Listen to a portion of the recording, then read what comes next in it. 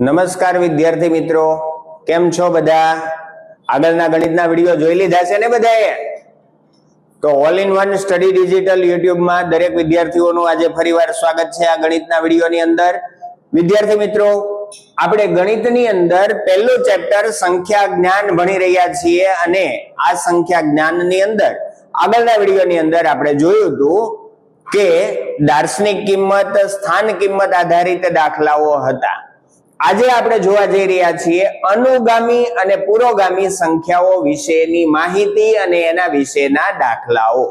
વિદ્યાર્થી મિત્રો, આવો એક પ્રશ્ન જો આપણને પરીક્ષામાં આવે છે અનુગામીનો અથવા પુરોગામીનો અને એ આવી જાય એટલે આપણો 1 માર્ક્સ રોકડો થઈ જાય. તો વિદ્યાર્થી મિત્રો, લાંબી ચર્ચા ન કરીએ, ધ્યાન આપી દઈએ આ વિડીયોની અંદર. જવાહર નવોદય પ્રવેશ પરીક્ષા છે એની તૈયારી કરીએ. પહેલું ચેપ્ટર સંખ્યા જ્ઞાન, અનુગામી સંખ્યા અને પુરોગામી સંખ્યા.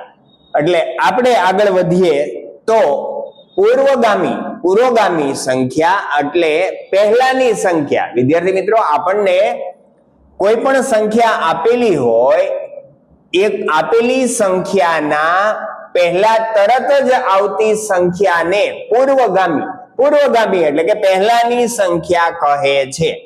ઉદાહરણ તરીકે માની લો કે 34 આપ્યા છે તો આ 33 છે એની પૂર્વગામી સંખ્યા થઈ જાય. હવે તમને એમ પૂછવામાં આવ્યું હોય કે 55 આપ્યા છે તો આની પૂર્વગામી સંખ્યા કઈ? તો એના પહેલાની એટલે કે 1 માઈનસ કરી નાખવાનું. પૂર્વગામી કે એટલે પહેલાની, અનુગામી કે એટલે પછીની, પહેલાની કે એટલે 1 બાદ કરી નાખવાનો. આમાં 34 ની પૂર્વગામી તો 1 બાદ કરી નાખો એટલે 33, 55 તો 1 બાદ કરી નાખો એટલે 54 એ 55 ની પૂર્વગામી સંખ્યા કહેવાય. વિદ્યાર્થી મિત્રો, હવે આપણે કેટલાક એવા દાખલાઓ જોવાના છે અને એની અંદર આપણને સીધો જ જવાબ મળી જાય તેવા છે. 1937 ની પૂર્વગામી સંખ્યા કઈ છે? હવે વિદ્યાર્થી મિત્રો, પૂર્વગામી એટલે પહેલાની. આપણે માત્ર એવું કરવાનું કે જે આપેલું છે એમાંથી 1 બાદ કરી નાખવાનું. 1 બાદ કરી નાખો એટલે આપણને સીધો જ એનો જવાબ મળી જાય. બરાબર? 1936. બરાબર? આમાં તમારે એવી જરૂર નથી કે ભાઈ આપણે અહીંયા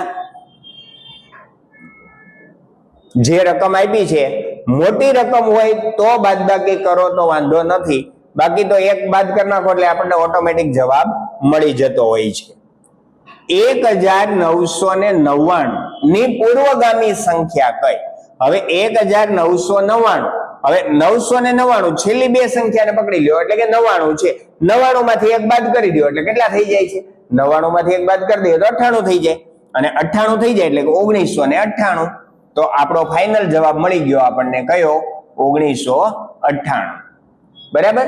વિદ્યાર્થી મિત્રો, પૂર્વગામી સંખ્યા ઓળખવા માટે આપણે બહુ જાજી માથાકૂટ કરવાની જરૂર નથી. માત્ર 1 ઓછો કરી લેવાનો, છેલ્લી સંખ્યાને પકડવાની. 299 ની પૂર્વગામી સંખ્યા કઈ? 299 તો છેલ્લી સંખ્યા કઈ છે? તો કે 99 માં છેલ્લો અંક 9, 9 માં 1 બાદ કરી નાખો એટલે કેટલા થઈ ગયા? 8 થઈ ગયા એટલે કે 298. તો આપણો આન્સર મળી જશે વિદ્યાર્થી મિત્રો સી, 298. હવે આપ્યું છે આપણને 999 ની પૂર્વગામી સંખ્યા કઈ? હવે 999 તો છેલ્લી બે સંખ્યા કોણ છે? 99 માંથી 1 બાદ કરી નાખો તો કોણ થઈ જાય છે? 98. આગળની સંખ્યા તો એની જ રહેવાની છે એટલે કે 998. તો 998 આપણી પાસે ક્યાં આપેલા છે? બી વિકલ્પમાં આપણને આપવામાં આવ્યા છે એટલે બી વિકલ્પ આપણો થઈ જશે ફાઇનલ ઉત્તર. વિદ્યાર્થી મિત્રો, આ હતી પૂર્વગામી સંખ્યા. પૂર્વગામી સંખ્યા માટેના ઘણા બધા એવા દાખલાઓ, મતલબમાં કોઈ પણ રકમ આપી હોય એ રકમને તમે જુઓ કે ગમે એ રકમ આપી એમાંથી 1 બાદ કરો એટલે તરત મળી જાય એટલે એ થાય આપણા માટે પૂર્વગામી સંખ્યા. ચલો હવે આગળ વધવું છે અનુગામી એટલે પછીની, તરત પછીની. એમ 1 2 છોડીને એમ નહીં, તરત જ પછીની આવતી હોય એ સંખ્યા. મતલબ 1 પ્લસ કરવાનો. ઓલામાં પુરોગામીમાં 1 માઇનસ, આમાં 1 પ્લસ. અનુગામી સંખ્યા એટલે કે પછીની સંખ્યા આપેલી સંખ્યાની પછીની તરત જ આવતી સંખ્યાને અનુગામી એટલે કે પછીની સંખ્યા કહે છે. ઉદાહરણ તરીકે 59 ની અનુગામી સંખ્યા કોણ? અનુગામી એટલે કે પછીની. 59 પછી તરત કોણ આવે? તો કે 60. બરાબર. હવે એમ કીધું હોય કે 60 પછીની 60 ની અનુગામી, તો કે 60 પછી આવતી હોય તેવી, તો 60 પછી કોણ આવે? તો કે 61. હવે અનુગામી જે સંખ્યાઓ છે એને રિલેટેડ કેટલાક પ્રશ્નો આપણી પાસે છે. તો આવા પ્રશ્ન પરીક્ષામાં પૂછાતા હોય વિદ્યાર્થીઓ કે 845 ની અનુગામી સંખ્યા શોધો. 845 અનુગામી ગોતવાની એટલે તરત પછી આવતી હોય તેવી. તો 45 ને આપણે પહેલા પકડીએ, એના પછી કોણ આવે? તો કે 45 પછી 46 આવે. અને 5મું ધોરણ ભણીએ છીએ, એકડા તો આપણને આવડતા જ હોય, તો એના પછીની સંખ્યા એટલે કે 845 એક ઉમેરી દીધો એટલે આપણો જવાબ થઈ ગયો 846. બરાબર. વિદ્યાર્થી મિત્રો, 4195 ની અનુગામી સંખ્યા શોધો. હવે અનુગામી સંખ્યા શોધવાની છેલ્લી સંખ્યાને પકડો. 95 છે. 95 માંથી 95 માં એક આપણે ઉમેરી દઈએ. અનુગામી જોઈએ છે એટલે એક ઉમેરવાનો, તરત પછીની આવતી હોય એવી, તો કે 95 પછી આવે 96, તો 4196 એટલે આપણો ફાઇનલ આન્સર મળી જશે આપણને એ. નવો પ્રશ્ન, 2001 ની અનુગામી સંખ્યા શોધો. હવે 2001 આપણને ખબર અનુગામી તરત પછીની, એક પછી કોણ આવે? 01 પછી આવે 02 અને આગળ હતા 20 એટલે કે 2002. તો 2002 આપણો ફાઇનલ જવાબ થશે. વિદ્યાર્થી મિત્રો, આપણો વિકલ્પ બી જવાબ થશે. હવે આપ્યું છે 999. 999 ની અનુગામી સંખ્યા શોધો. તો 999 ની અનુગામી સંખ્યા, અનુગામી એટલે કે એના પછીની તરતની, 999 છેલ્લે હતા 99. 99 માં એક ઉમેરો એટલે 100 થઈ જાય. પણ યાદ રાખજો, આવી જે સંખ્યા હોય એમાં આપણે એક પ્લસ કરવા જાય તો 9 અને 1 10 વધી 1, 9 અને 1 10 વધી 1. કેમ કે 99 માં એક ઉમેર્યા 100 થયા, 100 ની વધી અહીંયા 9 ઉપર આવશે એટલે 9 વત્તા 1 એટલે 10 થશે. અને એટલા માટે આપણો જવાબ થઈ જશે સી, 1000. 999 ની અનુગામી સંખ્યા થશે 1000.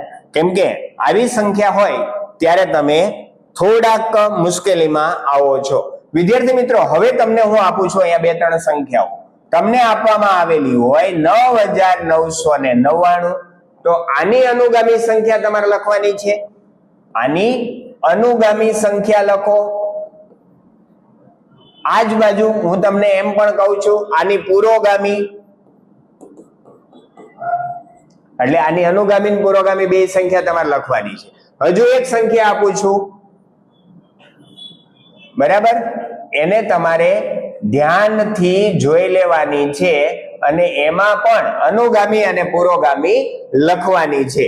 આવી કોઈ પણ સંખ્યા હોય એની અનુગામી અને પુરોગામી લખતા શીખવાનું છે.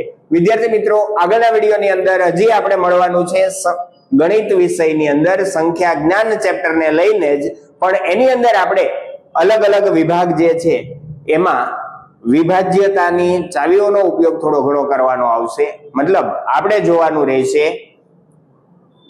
મૂળ સંખ્યાઓ, સહમૂળ સંખ્યાઓ, જોડમૂળ સંખ્યાઓ. તો નવા વિડીયો સાથે ફરીવાર મળીશું. ત્યાં સુધી દરેક વિદ્યાર્થી મિત્રોને જય શ્રી કૃષ્ણ.